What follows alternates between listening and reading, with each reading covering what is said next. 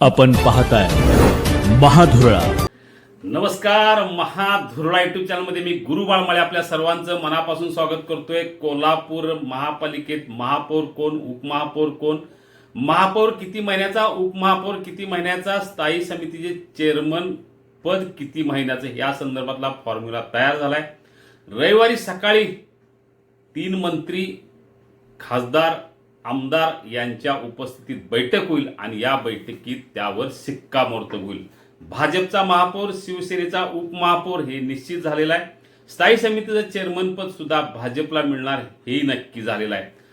आता एवढं सगळं झाल्यानंतर मग महापौर कोण होणार, उपमहापौर कोण होणार याची उत्सुकता निश्चितच आपल्याला असणार आहे. त्या संदर्भातला आजचा हा व्हिडिओ. महापौर कोण होणार, उपमहापौर कोण होणार याची उत्सुकता निश्चित आहेच, पण त्यासाठी पहिल्यांदा महाधुरळा युट्यूब चॅनल जर अजूनही सबस्क्राईब केलं नसेल तर ते करा. आता वळूया मूळ विषयाकडे. महापौर पदासाठी आपल्याला माहित आहे साधारणतः 6 नावं चर्चेत आहेत. ती 6 नावं कोणती आहेत या संदर्भात अनेकदा चर्चा झालेली आहे. कारण विजयसिंह खाडे, विशाल शिराळे, विजयसिंह देसाई, प्रमोद देसाई, रूपाराणी निकम अशा 6 नावावर चर्चा ही निश्चितपणे आतापर्यंत झालेली आहे. आता त्यात 7वं एक नाव ऐनवेळी पुढे आलं, ते म्हणजे माधवी मानसिंग पाटील. प्रभाग क्रमांक 9 मधून या निवडून आल्यात. त्यांच्याकडे ओबीसी दाखला असल्यामुळं आता हे 7वं नाव अचानक पुढे आलेलं आहे.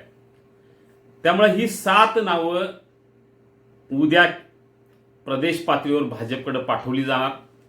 प्रदेशाध्यक्ष रवींद्र चव्हाण एक नाव निश्चित करणार आणि ते नाव पाठवणार आणि 2 तारखेला दोघांचे अर्ज भरले जाणार. खरं तर ही प्रक्रिया आहे, प्रदेशकडे पाठवणे, तिकडून इकडं नाव येणे. पण कोल्हापुरात नाव ठरेल, फक्त त्याची घोषणा अधिकृत मुंबईतनं होईल हे नक्की आहे. 7 पैकी एक नाव निश्चित होणार आहे हे नक्की आहे. 7 मध्ये सगळ्यात महत्वाच्या 2 नावावर सध्या चर्चा आहे. या 2 पैकी एका नावावर शिक्कामोर्तब होण्याची चिन्ह अधिक आहेत. त्यामध्ये सगळ्यात पहिलं नाव आहे विजयसिंह खाडे, जे दुसऱ्यांदा निवडून आलेत. अनेक वर्षे भाजपमध्ये आहेत, सामान्य कार्यकर्ता म्हणून ओळख आहे आणि सगळ्यात विशेष म्हणजे चंद्रकांत दादा पाटील हे जिथं राहतात त्या मतदारसंघातून खाडे हे निवडून आलेले आहेत. त्यामुळं भाजपच्या कार्यकर्त्याला, सामान्य कार्यकर्त्याला संधी दिली असा मेसेज देण्यासाठी विजयसिंह खाडे यांची निवड होण्याची शक्यता अधिक आहे. दुसरं नाव आहे विशाल शिराळे, जे अनेक वर्षे महाडिक गटाचे म्हणून आहेत.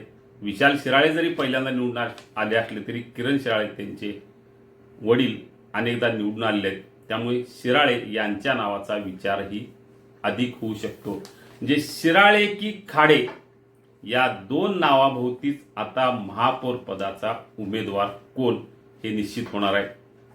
रूपाराणी निकम यांचं नाव चर्चेत आहे, पण गेले 10 वर्षे कोल्हापुरात महापौर पद महिलेकडेच असल्यामुळे पुन्हा महिलेला आत्ता संधी नको, अजून 5 वर्षात 6 महापौर करायचे आहेत. त्यामुळे भाजपकडे तब्बल 2 नव्हे 3 महापौर पद येणार आहेत. त्यामुळे पुढच्या वेळी त्यांना संधी देता येईल असा एक मतप्रवाह आहे. त्यामुळे सध्या खाडे की शिराळे, आणि यातनं काही गडबड झाली, काय निर्णय बदलला तर रूपाराणी निकम, या 3 नावाभोवतीच सध्या महापौर कोल्हापूरचा कोण याची चर्चा सुरू आहे. अधिक चर्चा आहे ती खाडे की शिराळे या 2 नावातच. खाडेना सध्या 1 नंबर, रूपाराणी निकम 2 नंबर आणि शिराळे 3 नंबर अशी एकूण चर्चा सुरू आहे. झाला महापौर तर या दोघातला किंवा तिघातलाच होणार हे जवळजवळ नक्की आहे. अधिकृत घोषणा रविवारी जरी होणार नसली तरी नाव मात्र जवळजवळ निश्चित होणार आहे. आता आपण पाहूया उपमहापौर कोण होणार.